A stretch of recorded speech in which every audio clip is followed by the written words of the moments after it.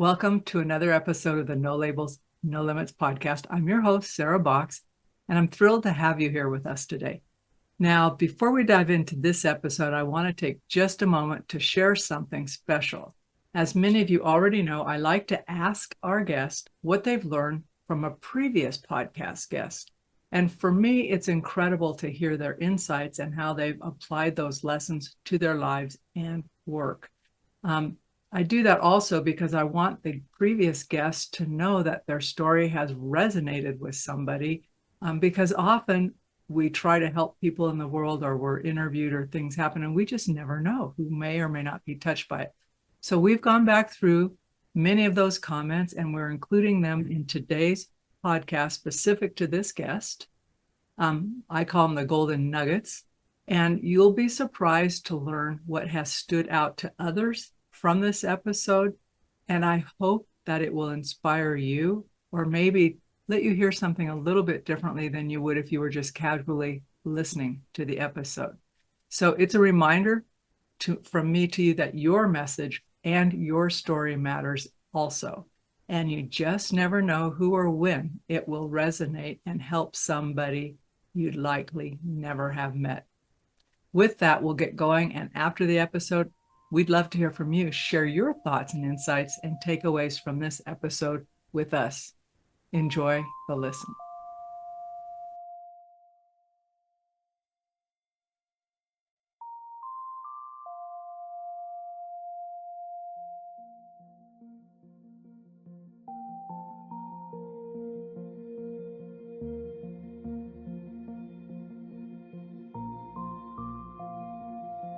Positivity mandates some intentionality. Two things really struck me was what she shared about restorative rest. Because too often we are unintentional, or we don't even think about what we do. It's just a response. And someone said, could you explain rest? What do you mean by rest? Dr. Heather Penny. Dr. Heather Penny on episode 314 was incredible. So easy to put ourselves on autopilot that we forget. We just run through the motions. Just rest and enjoy. So the restorative rest, it hit home for me because, I'm human too. But when she spoke about intentionality, I love that because we have to be. It's a muscle. You get going and just taking those moments to restore and come back even more charged and motivated and clear. And we need to be intentional. We need to be aware. Then she talks about spiraling up instead of spiraling down. Her words, her journey spoke to me. So thank you. Hey there, No Labels, No Limits podcast listeners. Welcome back. I'm Sarah Box. Well, who am I? I'm Sarah Box. I'm your host of the No Labels, No Limits podcast, where we're on a mission to help individuals, teams, and organizations to think outside the box, move beyond limiting beliefs and labels, and create profound impact in the world for the lives of others. And we do this by sharing accomplished and inspiring guests who have challenged their own limiting labels and beliefs to pursue and accomplish personal and professional goals. And today's guest is no exception to that. We were halfway through an interview, just catching up and meeting each other. But today I'm excited to introduce you, though, to our special guest, Dr. Heather Penny, who I will henceforth call Heather, and to bring you into the conversation we were having and will continue having about empowering others and the world of confidence. So did you know that close to 80% of women struggle with low confidence or lack of self-esteem? You might not know that because I think as women, we're super good at hiding that kind of thing. You just kind of shoulder and soldier on. But as a renowned leadership coach and trusted advisor, Dr. Penny, Heather, brings valuable insights on developing our confidence in the face of uncertainty and giving ourselves permission to become the people that we are meant to be, which is something I think about all the time. So Heather's practiced strategies to overcome this challenge and start living the life she, I, you, all of us desire. And so during the conversation, we're going to talk about her book, The Life You Were Made For, Finding Clarity, Confidence, and Courage to Be Fully Alive, and explore the concept of permission, how comparison can hinder us, the role of resilience and adaptability in effective leadership, and the roles mentorship and community play in professional growth. And actually, I would say in our overall wellness. And then how to tame self-doubt and imposter syndrome. I'd like to tell you, as longtime listeners know, that I'm going to go through that in chronological order. It's possible Heather and I will go down a side road and not get to all of it, but that's my intention going into it. So get ready to gain some valuable wisdom and actionable steps to boost your own confidence and step into the leader within you. And Heather might even get up and dance, so you never know. So with that, let's welcome our guest, Dr. Heather Penny. Hi, Heather. Hello, Sarah. That was an amazing introduction. I just took so much pleasure listening to you talk about me, and I was like, I want to get to know her. Hey, I'm super excited. You know, I think it's interesting. It's interesting to me because, of course, it happens to me. But I get to meet folks before I push the play, the record button, and we go onto this process. And it's so fun. Like, there are people I connect with instantly. I think, oh, I should have known you a long time ago. You're so fun. Not just because you're fun, but because you're insightful and all of that. So let's start with kind of where we were going on pre-push go. And we were talking about unity and standing up for unity. Can you pick up the conversation that we were in the midst of? Sure. Well, Sarah, you asked such a poignant question. You said, did you wake up thinking about something that you want to talk about? It's on your heart and mind. And I thought, this is something I think that's been percolating within me for probably months, if not maybe years. So it was so fun to be asked that question, because the essence of what I do and what I'm about is really focused on how do we grow as a society, as a community, as a people group. We are very fragmented and polarized, and we know this. The statistics and the studies are showing that we are spiraling down with anxiety and with depression and some of these really hard spaces. And what we're finding is that we don't know how to spiral up. And that's a lot of what my doctoral research was focused on. So I think the more I have studied this and the more I have worked with people, I think I just gently want to set my own ego aside. And I'll be honest, when you first start your coaching company, you're like, pick me. I'm amazing. Hire me. Or this fear, as we talked about confidence earlier, this false belief of what if nobody wants to hire me? Well, I think I'm past that and being in my career for about 15 years as a coach now. I'm seeing a common thread of human suffering. And I want to gently set my ego aside and say, how do I support all the voices out there that are standing for light and love and clarity and confidence and courage, and for some of these big spaces that we don't know how to fill as a society. And it takes, and I think you've heard this, and I think there's a lot of studies that have said this, it takes one, for every positive comment that you say, or I should say, let me put it this way, for every negative comment that is said out there, it takes at least 11 to counteract that. So, and I knew this as an educator and as a teacher when I first started out in my field, and I just think about that a lot, and I think, what if we all started banding together more? And for those of us that are trying to address that one comment and bring in 11, Sarah, if you bring in 11, I bring in 11, and we band with other people, bring in 11, I think we can start being a stronger force. But unfortunately, the way the world works is that negativity has a stronger, easier pull, and we don't drift into negativity. We don't drift into positivity. We drift into negativity, and positivity creates, it just mandates some intentionality. So when you asked that question, I thought, well, Sarah, I'm so glad you asked me this, because it is the heartbeat of clarity, confidence, courage, and I want to get into that. But ultimately, my hope is that everybody who's listening here, whether my audience, your audience, or anyone else that may get a hold of this, that they hear Sarah and Heather talking and saying, what can we do to move humanity forward, and how do we align? And part of me doing that was just doing some of my own homework and listening to you and everything that you're about and listening to your podcast. And I loved it. I'm already a subscriber to it, Sarah, because I thought, how did I not know about her? So I think we're really aligned, and it makes me excited for my audience to hear about what your work is and what you're doing.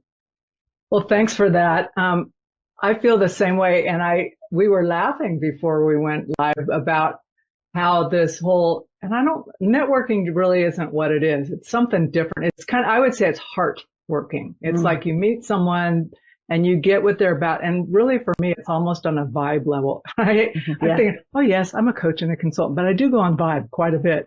And I get bids from people to do major construction, like at our house and stuff. My husband goes, the bid was high. I said, they had really good vibe. And he goes, okay, willing to pay more for that? And I said, yeah, because they're going to follow through. They are going to deliver. Yeah. And they're going to make sure we are taken care of, right? Because it's like, there's just something there about someone who goes, that's the difference between, wow, this is a really tough job versus, yeah, we got this. We can do this. We can actually do it like this, right? Whether it's a coach or someone you're working with. And that whole 1-to-11 ratio, man, I feel like I've been upstream on that my whole life. To the fact that people go, well, you're always trying to be optimistic. I'm thinking, okay, but the alternative sucks.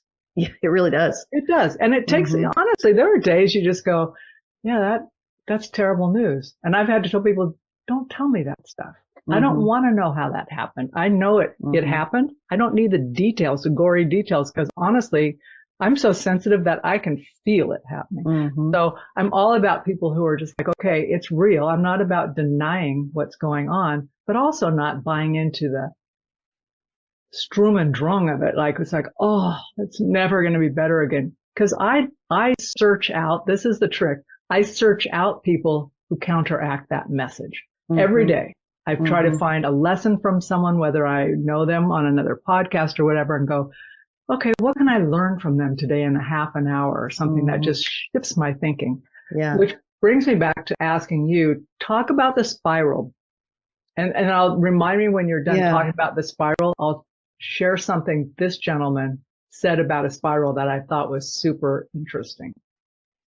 Right. So when I started doing my doctoral research, I was focusing on career fulfillment and emotional well-being and how we transition. And what we were seeing is that we were losing a tremendous amount of our population when they were transitioning from school to work. Worse, we were seeing a spiraling down of depression and anxiety. And at this point, I was studying a female population, not aware of the fact that it transcended gender. Later on in my coaching career, most of my clients now are men even, but this awareness that at the end of every peer review, it said more research is needed. And that made me so sad as a coach, as a mother of two kids who are young adults now and transitioning, and my own experience of really struggling and suffering and shifting out of school to work. So when I started doing that research, I thought, I'm going to do it from the positive angle. Typically, a lot of research is negative oriented. I wanted to go ask people, what made you spiral up? So I interviewed people between their 30s and 50s and I asked them to reflect back during that season. And that's where I got a lot of my research for the book. It's how I coach and talk with people. And I put it in 3 easy baskets just to help understand, like clarity, confidence, courage. That way you don't have to read my dissertation. But it's this awareness that there are coping things we can do to spiral up. And here's the really exciting news. Everybody has an abundance of clarity and confidence and courage within them. We just don't know how to access it.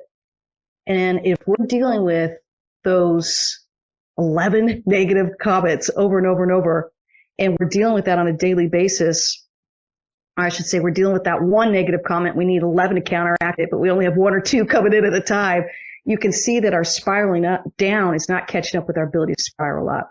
So part of what I like to do is say it's within you internally. Most people live almost as a victim of, they get handed the amount of clarity, confidence, and courage in their life, or they don't. The exciting news is you actually can cultivate it and foster it. And in the work that I do, I've created a system for how you can do that. And then people begin to feel empowered to spiral up. And I like them to work with people and say, it's not Heather's clarity or confidence or courage. It's not Sarah's clarity, confidence, courage. It's yours. So how do we tap into that? And how do I teach you skills, kind of resiliency skill sets to begin the process of spiraling up so that one day you're not going to need Heather in your corner. You're not going to need a coach in your corner. Or if you do, it's really for a refresher to say, hey, I'm trying to spiral up. Here's what I need help with, this, and this. But my goal is to help give you the skill set to begin to cultivate what lies within you and how to access that and then how to foster it on a daily basis. Well, let's talk about a couple of those. But one of the things that I think was helpful, which I want to just finish the spiral thing. This gentleman, and I'm blanking on his name. I'm sorry, listeners. I wished I could remember off the top of my head. I was just caught up in what he was sharing. And he's the author of the 80-20 principle. So that'll help you right there. But he's done so much more than that. But the conversation was talking about where do you go to reflect, right? And most people go, I get my journal out when I'm stuck and I write. He said, I never do that when I'm stuck. He goes, because all I will write about is being stuck. And he goes, I go and journal and reflect. It's my paraphrase of them, when I'm feeling up and open, because then I can nurture the spiral, right? And I'm going, oh my God, that's so great. Because I was supposed to be working on that yesterday on Sunday. I thought I'm going to go out and journal on this thing. And I'm thinking, you're not in the headspace to do it. No, just stick it out a little longer. Finally, I went in, nothing happened. I just went, well, it was beautiful outside. Because I wasn't, it's like, what are you going to do? So let's talk about. I can get more concrete for that. Yeah. Yes. Sorry, I didn't interrupt you, Sarah. No, that's exactly what I was hoping you'd say is I can help you with that. I can because, and let me just say this for all our listeners, this is stuff I've tried on myself first. When my career started out in teaching and I got my master's in leadership and started training in teachers in the university level and teaching as a professor there, but I could feel this level of unfulfillment in my life. So I resigned from that and I could feel that deep down sense of I'm made for more, but I just don't know what it is. So that was in that kind of intense stage. I began to realize, boy, do I need clarity. Boy, do I need clarity. So I knew what I needed. I just didn't know how to access that. What I began to realize is clarity comes from rest and asking good questions. So once I stopped the spiraling down because I was interviewing, I was like, I don't want that job. I don't want that job. Well, and I ended up hiring a coach. I didn't even know what coaching was. I ended up hiring a coach to help me transition through this. And he began to ask me good questions. Because when you're interviewing and you're not getting it straight and you're feeling confused with life, what's our go-to question is, what's wrong with me? When he began to help me shift the question of what's right with me, it helped me start to go, well, I don't think I'm made for this. I don't think I'm made for this. I don't think I'm made for this. Oh, I think I can check that off and stop interviewing at these type of organizations, right? I get interviewed at these type of organizations going, well, maybe this one I'll feel better about because something's wrong with me. And I think once I gave myself that permission, and I will be honest with my listeners here, is I did need some guidance. I'll put three things out there that helped me begin the spiral up and help me access my clarity. I'd love to start with clarity. So it was resting, pulling back. I just started saying no to a lot of things. I really started asking good questions and recognizing the questions that were harming me and keeping me stuck. And then I hired a coach that helped me engage with that, because if I could do it on my own, I would. And I just want to give this as a lifeline to people going, if you can get there faster with the guide, please do it. For me, I was able to get there so much faster. No shame, no humiliation. I want you to say, oh my goodness, I need a good guide. And when I began to realize I get a good guide in this life, for whenever I'm transitioning, it helped me step into that conversation and believe in who I was and what I was about. Going back to your question, I'm sorry, I'm kind of digressing, but I want to say this. You are talking the way my brain thinks, so I'm okay, right. Good. Don't even worry about it. Okay. I wanted to give a really practical example because I love what your friend, the no name that we don't know yet, but maybe you can get in the show notes later. But when he said the idea of spiraling up and journaling about something that is positive, I would say that's about 30% there. The other 2/3 has to do with confidence and courage. And I did it just this morning. I call it 3C journaling. And it's actually on I think I wrote about it, a blog on my website. And I also just recently did a interview with someone who does 3C journaling on my podcast. But it's this idea of clarity is write down whatever's hitting you. Wow, I've got a lot of big things hitting me today, or I woke up kind of nervous about something, or I woke up really excited about this, and this. It's a brief awareness of where you're at in life. No judgment, no call. But I will tell you, we can sit there and digress, talk about the spiraling down. We could digress. And then my mom said this, and then my dog did this, and then you know what I mean? So I want to encourage my listeners, don't spend a lot of time on the clarity, but get it out there. So sometimes it's only 2 or 3 sentences. Sometimes it's a full page because I do have a lot going on in my life. I've empty nest, just launched 2 kids, and I've got a lot of feels around that, and they're coming in and out of the house, and just when I get my rhythm down, they're coming back in, and I'm like, who am I? Where am I? So there's a lot of those, and I have to pay attention to my clarity. But the 2/3 I want to move into is the confidence and the courage piece. Confidence is all about what am I believing? So after I finished giving a little clarity, I just sit back with my journal and my pen, and I just kind of go to my space. I'm a person of faith, so I talk to God. But if God is not someone you talk to, you get to talk to yourself. You get to talk to love, light, whatever moves you into your higher being. And I get to sit in that space and say, what am I believing about this? So let me just use my empty nest right now. All these emotional roller coasters, for any of those who are just moving into empty nest, I have an 18 or 20-year-old, and I had a 20-year-old who was back in the house for a week, and I have another one who's back in the house for 2 months. I love them here, and then I'm confused why I don't love them here. And I feel guilty about that. So I just had to write that down. And then what am I believing? This is the confidence piece. And so I write that question, what am I believing? So I kind of go to this space, and I'm like, what am I believing about this? That I can't adjust and adapt to this. That's my false belief. So I will look at that and I go, is this limiting me and holding me back? Yeah, it is. My true belief, then I go, what's my true belief, Heath? And I'll say, my true belief is that life brings so many seasons of change, and I'm equipped to engage with each one. And so then it's just like 2 sentences, a false belief and a true belief. And I sit into that and I lean into that where I go, this is my true belief. Again, being a person of faith, I encourage people to anchor it into something. Being a person of faith, I'll anchor it in a Bible verse. If you're not a person of faith too, bring it into a song or a poem or anything that kind of transcends you and inspires you. Then we move into that last third, which is the courage piece. And this is where you take that leap of faith. It's all about action. So based on my clarity today and my confidence, which is what I'm believing, I'm moving into my courage space. What do I want to do about this? I think I want to have a conversation with my husband about boundaries in our home.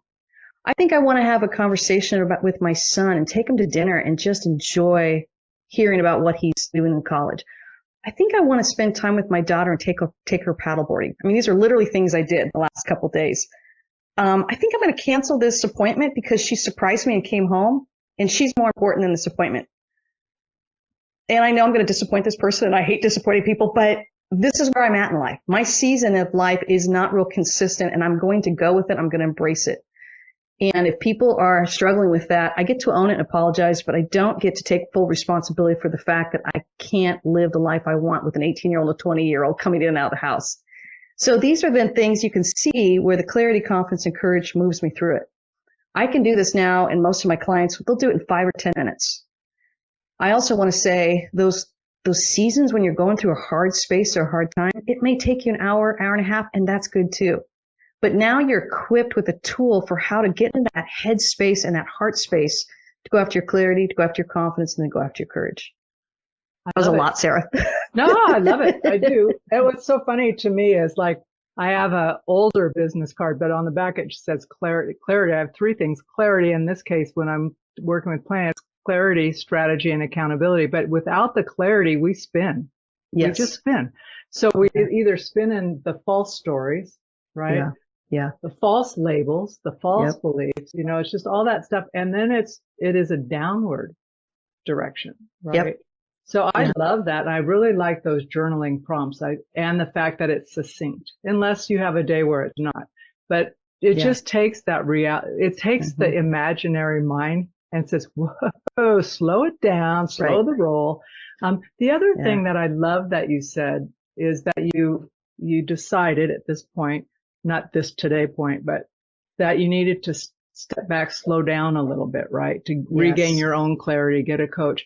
And I think folks, and I know I just did a short YouTube on this on my site last week before, but about that whole thing about waiting too long, right? And we are very close to things like, I'm really good at strategy. I know what needs to happen. If you're my client, I can help you through it, right? But when we are so close to it, right? We overthink it and we make it harder than it needs to be. And then we have those dang open loops out there like, I'll get it done. I'll get it done. None of that is necessary. right? It's Exactly. Yeah. It's, oh, I should be able to do this, or I can't afford a coach. I'm thinking you don't have to have a big, you just need someone to help you go, come on back, let's go. Yeah. And I never understood that. Like people said, a Yeah. good coach has a coach. I'm thinking, okay, it's whether you're a coach or not, having a coach or Yeah. someone who can give you that unbiased, I'm in your corner. I'm not trying to make you be anything other than who you really are at your core. What a gift to give yourself. It really is, Sarah. And for those of you who are debating this, I want to say find a coach that makes you feel good about who you are and the potential you hold, and does not hold accountability through shame, but holds it through a positive forward movement and a belief in who you are.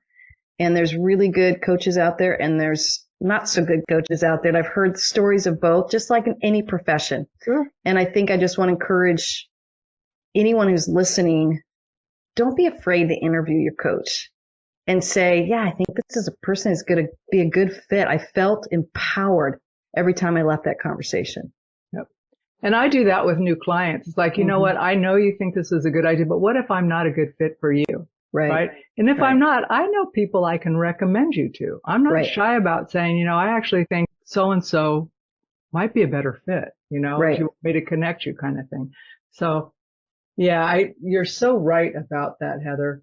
The other thing, well, no, I'm going to go back to what I was going to ask you before. Sure. Just got to reorient to what I was thinking about here. So we talked about clarity, confidence, and courage. Let's talk a little bit about your whole mindset in the sense about, you know, you talk about life being a classroom, right? Staying curious rather than focusing purely on success or failure. And what the result of doing that is for us, like in terms of how we feel and how we are able to move forward. Can you talk a little bit about that? Yeah, of course, in my, the start of my profession as a teacher, I just think it was so invaluable of what I learned that carries me over as a coach, but really as a human being in her midlife, is that I got an understanding of how humans learn and grow. Then as I began to work more one-on-one with individuals, I got an understanding of the amount of shame that human beings carry. Particularly, I work with very high-level, high-achieving people who want to change the world and are appalled at the fact that they're not every day, you know, and I think their standards are even unrealistic. And that's gently what I have to say. I'm wondering if we're expecting too much of ourselves here. But I think it's that kind space that I'm trying to provide for people that says life is a classroom. And if we have that true belief of I get to learn and grow, we're focused on learning and growth versus focusing on pass or fail. And I think, again, as we go back in the idea of human growth and development, we all have good stories of teachers who helped us, inspire us to learn and grow, and others that made us feel like we were failing. And I think as we step into this space as an adult and own our own power, I want to encourage everyone to say, life is a classroom. And if we take it out of the categories of pass or fail, and let me tell you, all my fingers are pointing back because I'm a super high achiever myself and I do hate to fail, but this is how I talk myself out of my own downward spiral, which is saying, all right, Hev, that didn't feel good. That was rather humiliating, or the fact they just rejected you, or the fact that that talk just bombed and oops, I'm not with the right audience. You get to kind of handle some of that rejection, some of that sense of failure, but then go into the space of what do I get to learn from this that's only going to make me better? And I think that allows us to get that downward spiral and that shame space that makes us stuck and makes us realize that life really is truly a classroom. And if we can embrace that, we take ourselves out of that category of whether we're getting it right or whether we're getting it wrong. You're kind of describing for me that, and I remember kindergarten. It was one of my favorite classes. My favorite years. It was, I did not want to go. I liked being at home, you know, but once I got there, it was like, oh, this is kind of cool. Graham crackers, milk, nap, playground, ABCs, all that stuff. But there was I don't recall, and even into about second grade, I did not recall any kind of separating us, by gender, by age, by abilities. It was like, hey, we're all doing this together, It got when I was good with a dodgeball that I was like going, ooh, it's kind of tall and kind of, she can be mean. So anyway, I'm only joking, but kind of. But there was that whole thing about there's that enthusiasm, right? There's the enthusiasm for being with each other, seeing what someone else is doing, not hiding your toys, that, just those metaphors, right? Like, what are you guys doing? Right. And then, so you're curious enough to engage. But then we get a little older and we start thinking, well, if I can't do it well, I probably shouldn't do it at all. Right. Whether that's someone who said that to you or whatever. And that whole perfectionist, if it's not perfect, I probably should wait until it is before I share it or whatever. And I don't know what your thoughts are on that, but I've watched people who have really great stuff and they just want to do one more tweak and then nothing happens with it because the last tweak doesn't get tweaked. Well, okay, you're nailing the courage piece. I work with these people just like this. These are perfectionists, right? And they're based off of fear, this false belief of it's never going to be good enough. So I have to deal with their confidence space, which is, it is what it is, and you get to put it out there and trust it. The courage piece really is all about action. And a lot of times I'll work with leaders and I'll say, you got all the clarity you need, you got all the confidence you need, but you are stalling. And I liken it to my book, this metaphor of, you go up in a plane and you want to parachute out and you're so excited about it, you've prepared for it and you've done it. But when the time comes to jump, you're just gripping the sides of the plane and you refuse to jump and the plane circles your landing space. The pilot's saying, jump, jump, jump. You refuse to jump and the plane lands. So you never get to do the experience. You never get to have that classroom experience. Many of us live that way, really risk adverse. And what I want to say is, I'm not asking you to jump without your parachute. The parachute is clarity and confidence. I'm asking you to jump and take that leap with that parachute on your back. And I promise you, it will open up and you will survive this and everything will be okay. More importantly, you're going to feel so empowered that you'll be able to do the next jump and the next 20 jumps. And then you'll be able to do much more in your life because you started with that first one jump. Well, that's so true. Yeah. But you're also big on permission statements. Oh, yeah. I want to know more about permission statements. Oh, goodness. Okay, so my book, I don't know if you got a chance to look at it, but it's got 18 chapters in it. And it starts with clarity because to your point earlier, it is the most important piece. But you got to start with clarity. But the very first chapter in my book is restorative rest, pulling back. But at the end of that chapter, I have you write a permission slip to yourself that says, I, Heather, give myself permission to rest. And I make you sign it on that first chapter because I'm like, I don't care how much I talk about in this book. If you don't give yourself the permission to rest and you're just roaring through this book to have finished it and read it, you're not going to get what you need from it. It's that very first chapter that if you give yourself the permission to rest and just kind of create a cadence for yourself over the next 18, 17 chapters here, you're going to have a transformed life. But it's also why I created an e-course around it because I thought, okay, in a world that loves just plowing through things, I'm trying to model a pacing to say, just pull back. You know what? It's okay if you sit in one chapter a week, maybe one chapter a month. We're all going to be okay. You chew on it as long as you need, but don't keep picking up other things. Don't keep getting distracted by other things. Commit to one thing to help you start beginning that growth process and create a resiliency skill set to begin the spiraling up. So slight tangent, okay. But about rest. So I have one of the other side things I do, and I don't pretend I'm a doctor or anything, but I am like a big reader and researcher. So you tell me you've got a challenge in your life, whether I'm ever going to talk to you about it or not, I'm going, I want to find out what's going on around that, right? So I listen to a lot of health podcasts and doctors and that, but lately not everything, that's not a true statement, but especially around the autoimmune diseases and things that can be monitored. I mean, we each have things we can do to help mitigate or prevent, right? Whether we choose to because they're not so easy in some cases, or we just want what we want.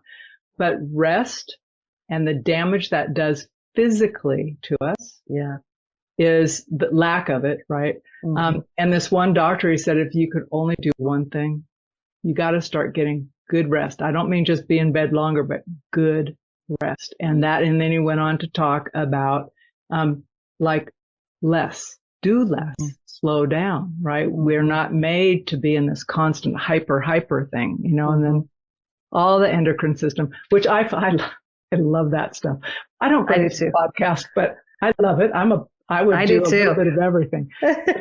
I would. I told my husband, I said, man, it would be so great to be. He goes, when are you going to fit that in? I said, I'm not going to go to school for that, but I would love to.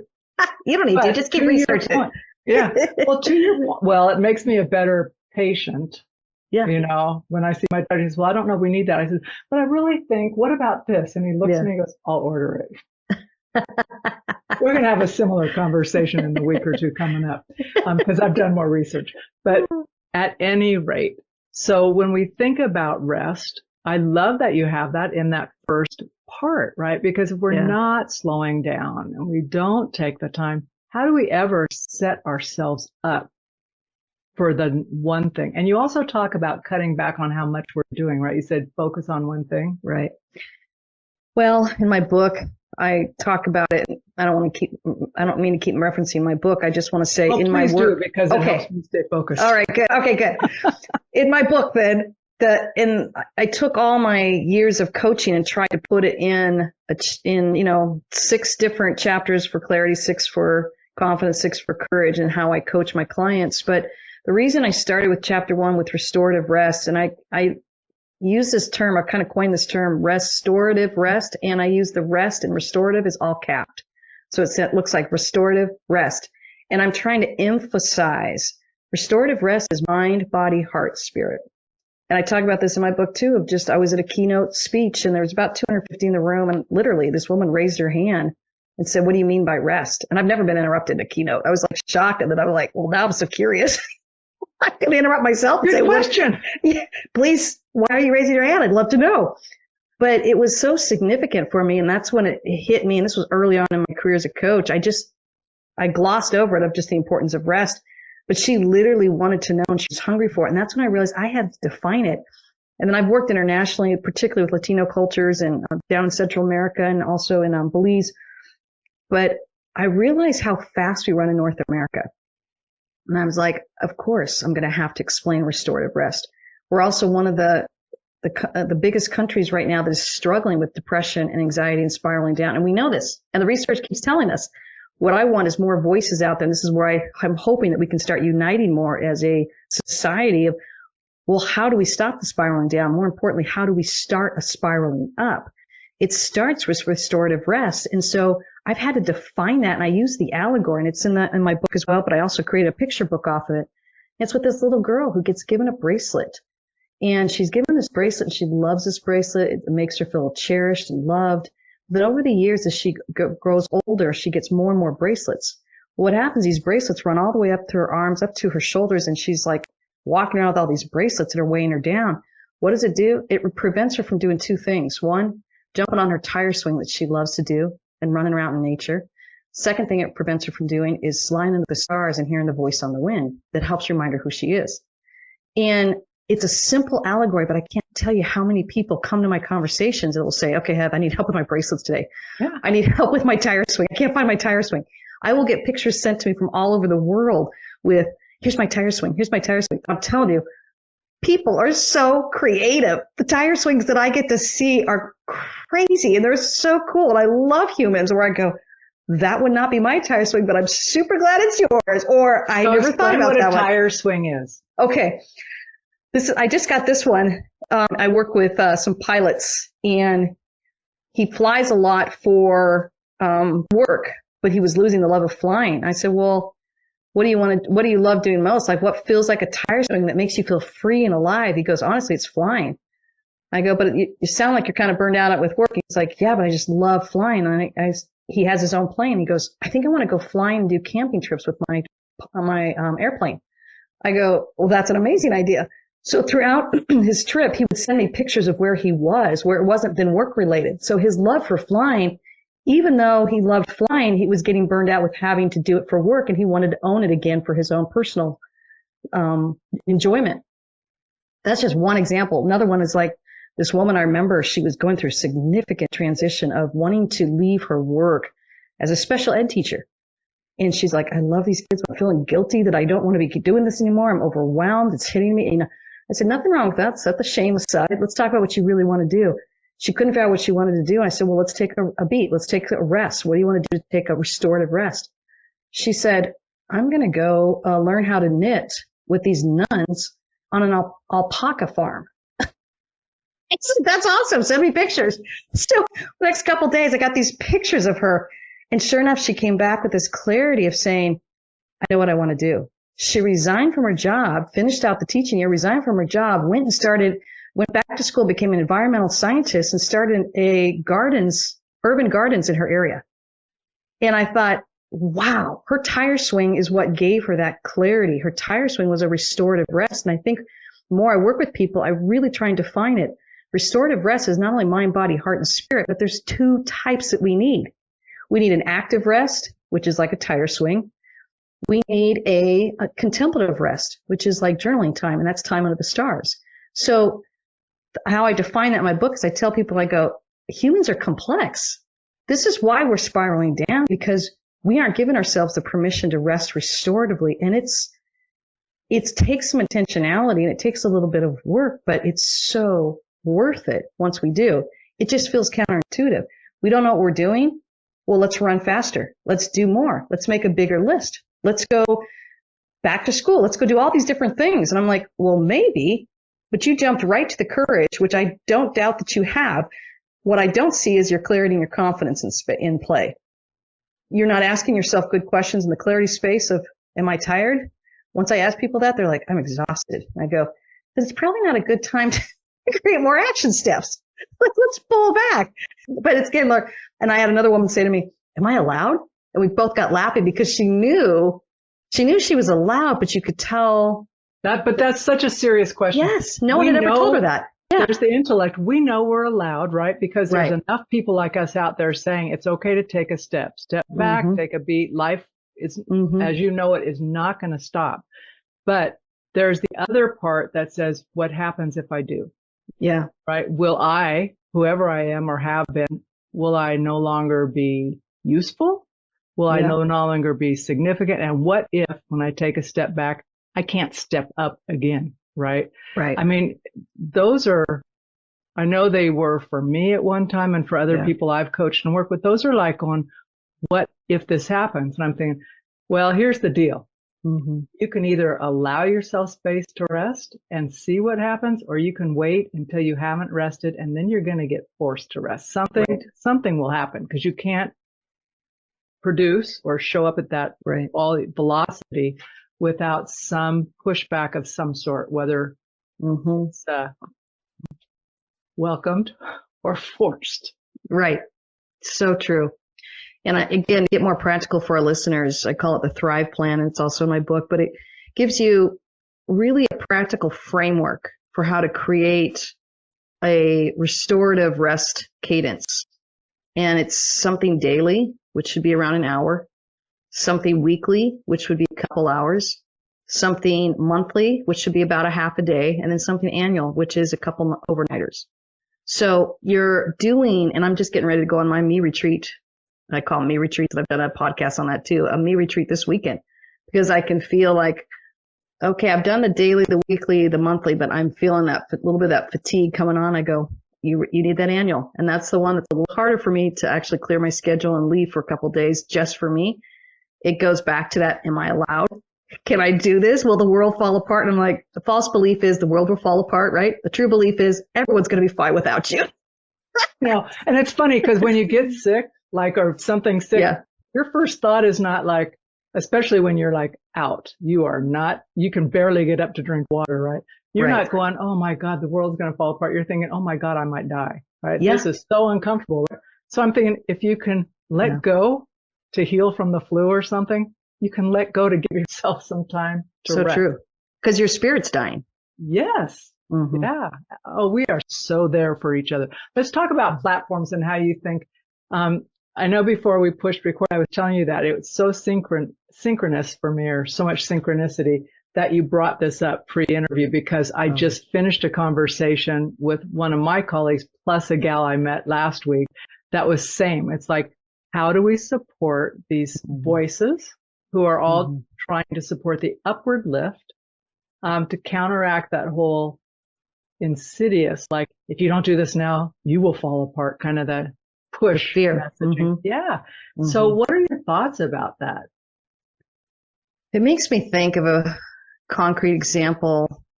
Recently, I was asked to keynote at a nonprofit organization, and this nonprofit had in the room about 60 different nonprofits representing them, and it was all having to do with child abuse, foster care, at-risk children.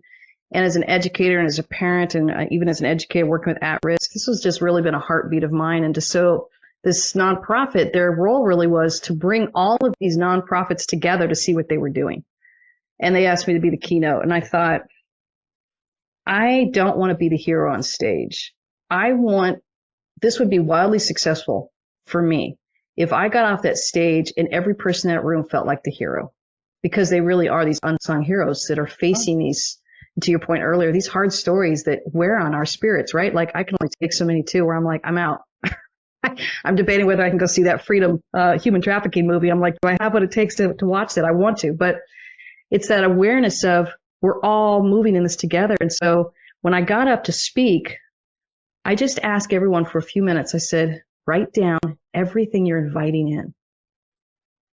Everything that you're inviting in. And they were all sitting at tables, so they all started scribbling down. And I gave them only 2 minutes. And I said, okay, yell it out. They started yelling out freedom, loyalty, wisdom, comfort, care, health, healing. I mean, it just popcorned all over the room. I even get chills now just talking about it because I wanted them to see you're not alone in this. And I wanted them to feel that alliance. And ironically, this is the name of the organization, the Alliance. I'm a board member of it. So I wanted them to feel that alliance. And then I said, okay, now I'm going to give you another 2 minutes to write down everything that you're rejecting. So they wrote that down, scribbled down, and then they all started yelling it out. Isolation, fear, abuse, control, confusion. And again, I was like, these are our unsung heroes in our society that are standing on the front lines. And all I got to do then was just help them see you guys are all standing together. My job is just to simply be a facilitator to help you all hold hands in this and unite in this and align in this. And hopefully the energy will grow in the power between you all. And then everybody exchange 2 or 3 numbers, 2 or 3 cards. Who are you going to call? Not when you need a resource, but when you need someone to stand with you in your true belief, because that day you got hit with maybe 5 or 6 really hard stories that makes you want to quit your job or go eat like a whole pan of chocolate brownies. It's just too much, right? And I think that's where I wanted them to see you're not alone in this. Keep going. But the energy you felt right here with these 60 plus nonprofits represented, you get to feel the surge of this energy. Then I got to do a small group with them later on, a couple months later. And again, I got to see their camaraderie and their alliance that had kind of rippled out just since the time I had given the keynote was about 2 months past. And I could feel just their support of one another. I even said, well, here's my number if you want to call me. Nobody called me, which is awesome. They don't need me. They had each other and I did my job. So I'll probably go in for the next keynote another time, but I'm just going, this is so fun to empower people to see one another and not to feel like they need me, but to feel like they have one another, that they can support one another, empower one another. That's another great example of permission. You know, it's like, it's okay to just reach out and say, hey, yeah, just want to, or, hey, I read this in the paper, or I saw this on social media. Just want to check, see how you're doing. You know, like the work can be tough, but the work, honestly, without our nonprofits, and I believe this as a former executive director and someone who's devoted to nonprofits, that without nonprofits, the gap between what people need and what they get would be such a big chasm. Exactly. And we would be paying the price for it. Yeah. All of us. Yeah, they're holding back the darkness, aren't they? They are. And anyway, enough said about that. On to the movie. I will tell you, my husband and I talked about seeing that. Now he is retired law enforcement, but he did a lot of child abuse investigations. So I'm all hip. My sister said it was a great movie, State of the End. And I worked in child advocacy, child abuse prevention, and missing and exploited kids. So he says, I'm really not up for that movie today. I says, ever? And he goes, not. And I realize it's like, I don't know. I lived it, right? He's seeing too much. And I said, maybe if they stream it. You know? So we went to something totally uplifting and saw Indiana Jones, which was total fluff. Total fluff. Yes. Right? That was the headspace. But I still want to see that movie. I like that actor. I do too. Yeah. Caviezel. I can't pronounce his name correctly. Anyway, another Caviezel. rabbit. Caviezel. Thank you. Yes. So much in common. I would like to take this conversation offline with you and see how we can support one another, because I feel like it's no accident that you are on this show. I know you will benefit our listeners tremendously. And I have one more question for you. Okay. Actually, I have two. But one question is, we've been asking our podcast guests to listen to one or two episodes, find some other podcast guests that shared something that that resonated with them, and then to come back and tell us who was the guest and what did you take away from it. What do you have for us? Oh, I was so inspired. This morning I was listening to Vicki Winkler, and it was podcast, I think number 310 for the listeners. Sounds right. Okay. In those conversations, and honestly, Sarah, you were so engrossing as well to facilitate it. And you could feel like I wanted to say, well, ask her this. And right when I was thinking that, you asked her. So I was like, awesome. But I heard Vicki say repeatedly, I probably at least 3 or 4 times, this idea of a leap of faith. And I never thought about, and I know it was something about marketing, but the conversation was really about mindset. And then what I really enjoyed was, I think you opened it up with this book, which now I want to go read, but this idea of not being a seller, but being a giver, and sitting in the giver seat versus the seller seat, and asking people, how can I serve you? How can I help you? What is it that you need here so that I can give my services to you and really serve you well? I loved all of that values-driven thinking that Vicki was talking about, and it made me want to hire her as my marketer. I was like, oh my goodness, amazing conversation. And then I heard you chime in too about just this values-driven thinking that really guides us to make the decisions we need to make and ask better questions. And I think one of the questions you said was something like, well, what will it cost me if I don't say yes to this, or if I don't say no to this? And that gets us out of that stuck place that says, I got to do this to people please, or I got to stay in motion, or I got to be like a hamster on a wheel. I got to go, go, go, go. You're kind of stopping it. And it kind of goes along this idea of restorative rest. You're stopping it and saying, I'm going to ask a better question. Yeah. I'm going to stop this and say, is this the right fit for me? Is this the right timing for me? Am I a good fit for this client or this company? Is this something I need to step into or step away from? I heard those questions just permeated throughout. And then I heard all the true beliefs and false beliefs. And I heard you and Vicki standing for so many true beliefs that I was writing them down. So I can't recommend that podcast enough. And I'm already looking forward to listening to more. Oh, thanks. Well, feel free to send me what you wrote down, because sometimes when I'm talking, I'm just talking from the heart, and I'm thinking, when someone said, could you repeat that? I'm going, not a chance. I'd have to listen to the transcript or read the transcript rather. So my last question for you. For this conversation, it's not forever, so don't even think it, is what is the best place for people to get your book, to know more about you, your podcast, all of that? I try and put everything on my website, and you can go from there. So it's at heatherpenny.com. You can access podcasts. You can access my weekly blogs. You can access a way to sign up for the weekly blogs. You can access where to find my book. I give a ton away for free as well. So all of that, I would say, just start with my website. And there's also a space that if you want to reach out to me personally for keynotes, for coaching, for any of that stuff, you can fill out a little something and send it over to me, and I'll get back to you. Little something coming to you. Yes. All right. So I love that. Your dashboard of control is your website. Yep. I love it. It makes life so much more simple. I'm glad. Is it a marketing person, or I know we were interviewing a marketing person, Vicki, earlier, but you were saying your value of marketing. So I'm thinking, oh, you've probably taken notes of that as an executive director of a nonprofit of just the value of good marketing. Well, when I was leading a nonprofit, it was like I started doing that work in the early 90s, and people were like, you can't spend money on that. But I'm thinking, but now I know. I mean, I know from going through it, but also from just research and stuff, you don't expect a business, and they're a business, they're just a different registered business. They are businesses. You don't expect them to run with no margin and no infrastructure. And marketing is, in my opinion, communications. And if you can't communicate, you can't reach the people you're supposed to be reaching. So rah, rah, rah, that's my little soapbox on marketing. I would have loved to go back in time and have different conversations with my board where I had to explain why we needed certain things. And yes, we needed to budget for them. Yes. So at any rate, I want to thank you, Heather. This has been super fun. And like I said, let's continue the conversation offline about how we can support one another's platforms and help to lift more people up into the work that they want to do, are meant to do, and the people they're truly meant to be. I'd love that. Thank you for just having me today and just cheering you on. All you listeners, believe in you and believe in your potential. I believe you have a life that you are uniquely made for. You've been listening to the No Labels, No Limits podcast with best-selling author, change agent, and strategic business coach, Sarah Box.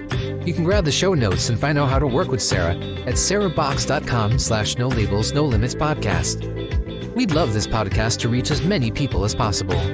Please remember to rate, leave a 5-star review, and share the podcast with someone you think would get value from this conversation. Till next time, keep taking those daily action steps to align your purpose to your principles and achieve your goals in business and life.